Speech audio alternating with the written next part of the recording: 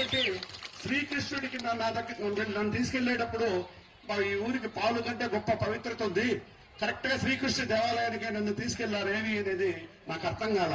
అంటే ఈ గుడి పాలకు, ఈ గుడికి, ఈ శ్రీకృష్ణుడికి ఉన్నటువంటి అవినాభావ సంబంధం అనమాట. అంటే ఈ ప్రపంచంలో పాలు కంటే పవిత్రమైంది ఏదీ లేదు. అంటే మీరు ఉదాహరణకు చూడండి, పాలు యొక్క శక్తి.